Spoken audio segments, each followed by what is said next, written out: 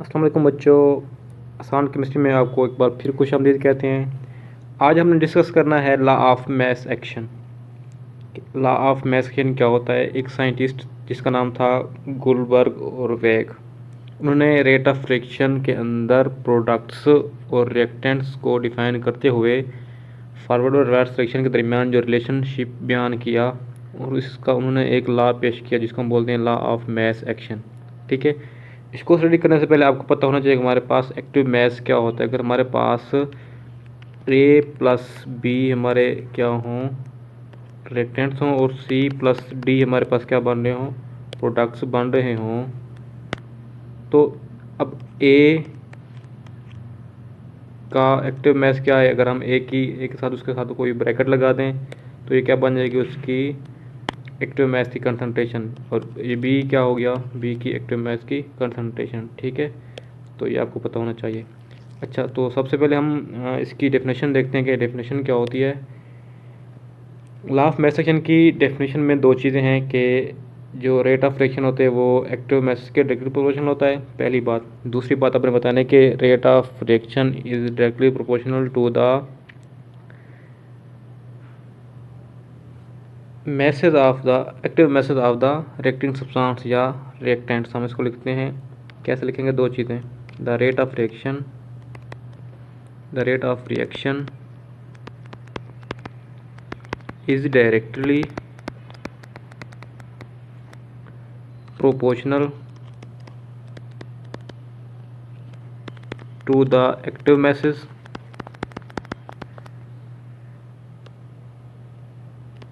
कि हमारा जो रेट ऑफ रिएक्शन होता है वो क्या होता है, एक्टिव मैसेज के डायरेक्टली प्रोपोर्शनल होता है। दूसरी बात क्या होगी, आप लिखेंगे and it is directly proportional, directly proportional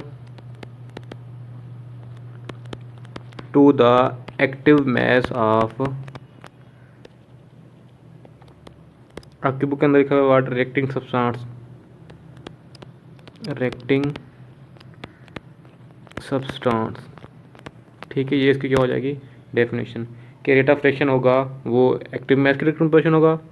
दूसरी बात आपने क्या कहना है, किसके एक्टिव मैस के, रिएक्टिंग सब्सटेंस के। ठीक है, ये आपकी हो जाएगी इसकी डेफिनेशन। तो इसके लिए हम लिखते हैं कि for explanation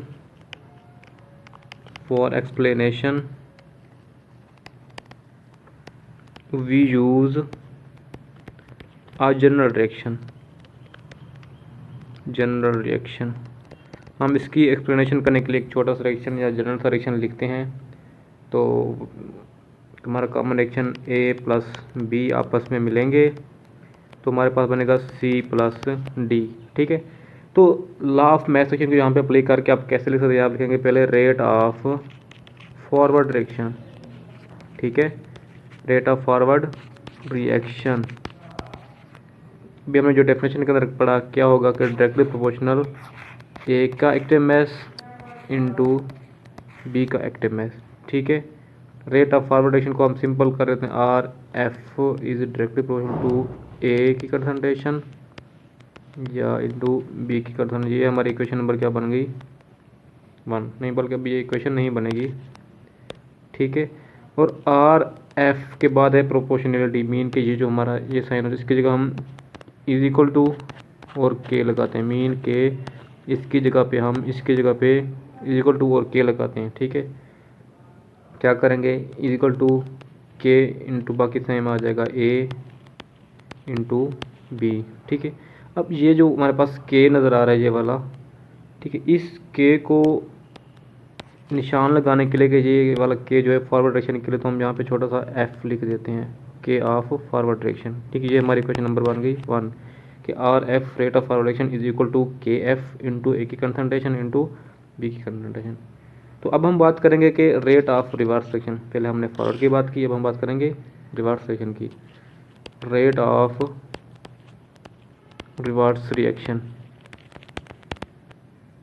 is directly proportional to C की कंसंट्रेशन इंटू डी की कंसंट्रेशन। मीन के जब हमारा रिएक्शन वापस आएगा डी सी और डी से ए और बी की तरफ, तो हमारे पास डिपेंड करेगा सी की कंसंट्रेशन और डी की कंसंट्रेशन के ऊपर। तो सिंपली हम इसी तरह आर एफ जिस तरह लिखा था हमने, आर लिखेंगे is directly proportional to C into D. ठीक है, अब इसी तरह प्रोपोर्शनलिटी को ख़त्म करने के लिए हम क्या करेंगे, के और इज इक्वल टू लगाएंगे। तो इक्वेशन नंबर बस क्या बन जाएगी, rate of reverse reaction is equal to K into C की कंसंट्रेशन इंटू डी की कंसंट्रेशन। अब इसको हम निशान लगाने के लिए हम कह लेंगे ये जो कांस्टेंट है ये किसका है, रेट ऑफ रिवर्स रिएक्शन का।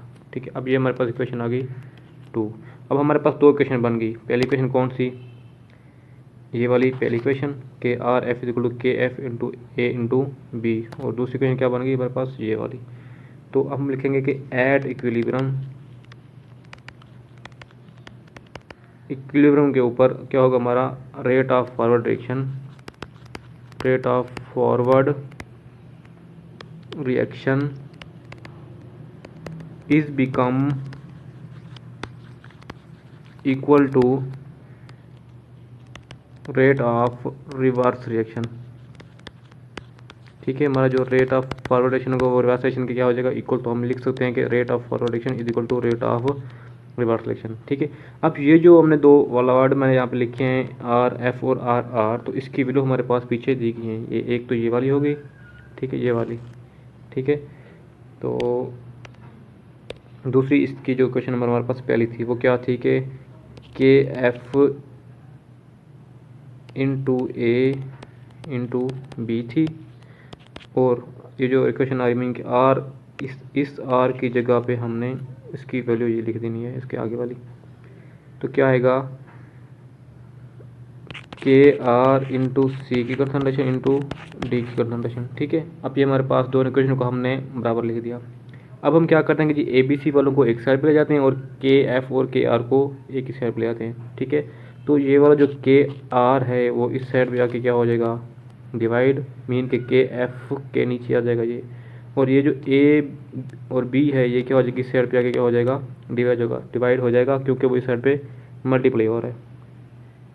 तो चलिए इसको करते हैं, मैं इसी इक्वेशन को दोबारा वहाँ पे लिख लेता हूँ नेक्स्ट पेज पे कि जी K F into A into B is equal to K R into C की कंसंट्रेशन इंटू डी की कंसंट्रेशन। ठीक है, अब क्या हो जाएगा, ये वाला के आर इस साइड पे आ जाएगा, तो क्या बनेगा के एफ ओवर के आर इज इक्वल टू इस साइड पे बाकी क्या बचेगा, सी और डी।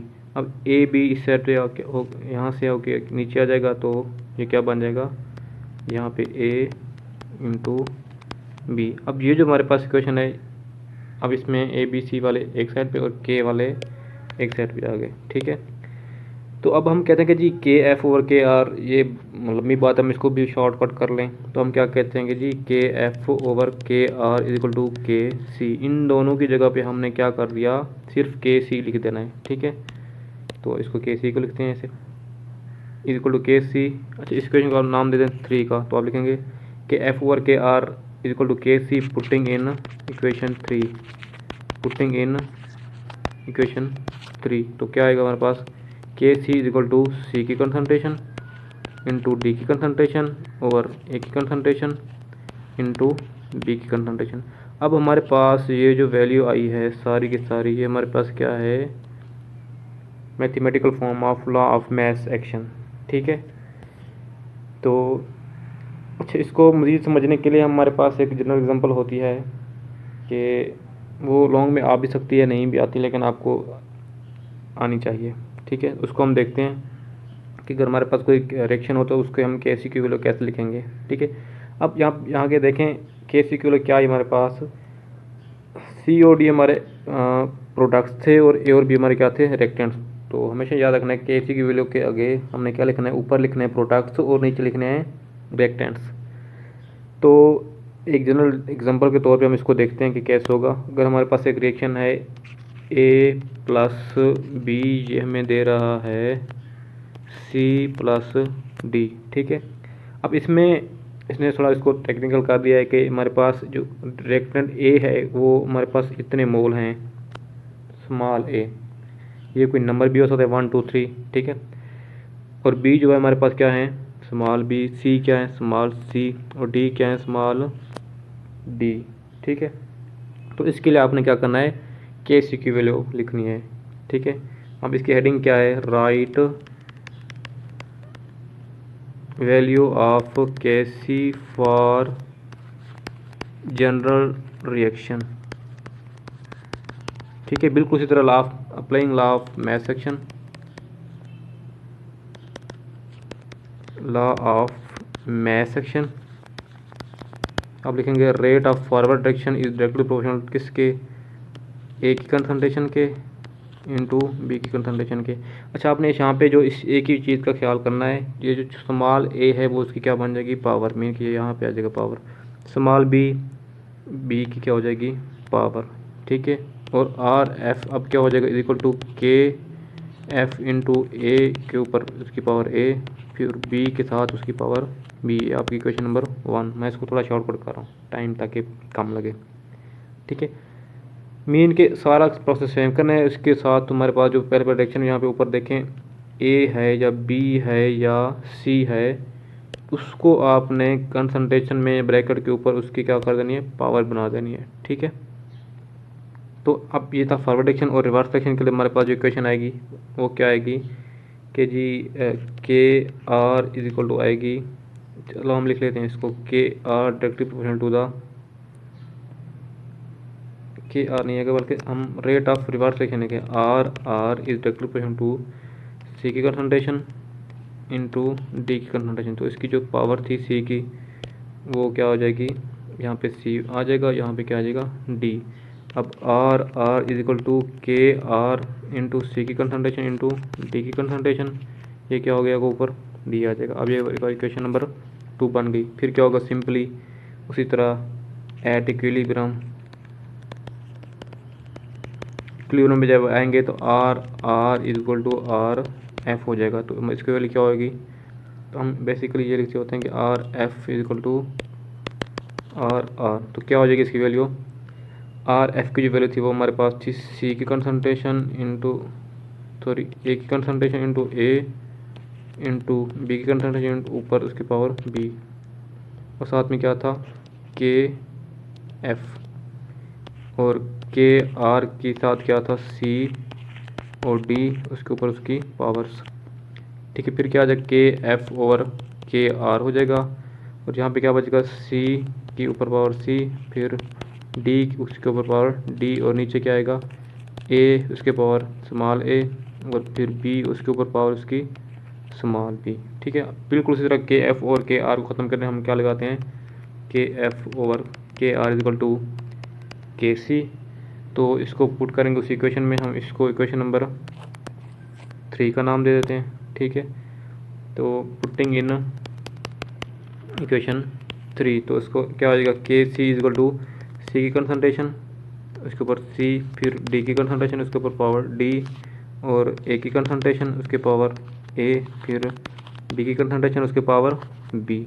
तो ये हमारा के सी की वैल्यू आ गई फॉर आ जनरल डायरेक्शन। ठीक है, और जो हमारा पहले जो के सी की वैल्यू थी वो क्या थी, सी की कंसंट्रेशन और डी की कंसंट्रेशन, ए की कंसंट्रेशन, साथ में बी की कंसंट्रेशन। ठीक है, इसमें और इसमें फ़र्क क्या है कि यहाँ पे सिर्फ और सिर्फ पावर ऊपर आ गई है। ठीक है, इसी चीज़ का ख्याल करना है, बाकी आपने सारा का सारा सेम करना है। चलें जी, ये इसको भी रेज कर देते हैं। आपने यहाँ तक करना है, और इसके आपने ना क्या करना है, साथ साथ नोट्स बनाते जाना है। ठीक है, ये था आपका लॉ ऑफ मैथ सेक्शन। मिलते हैं नेक्स्ट वीडियो में। अल्लाह हाफिज़।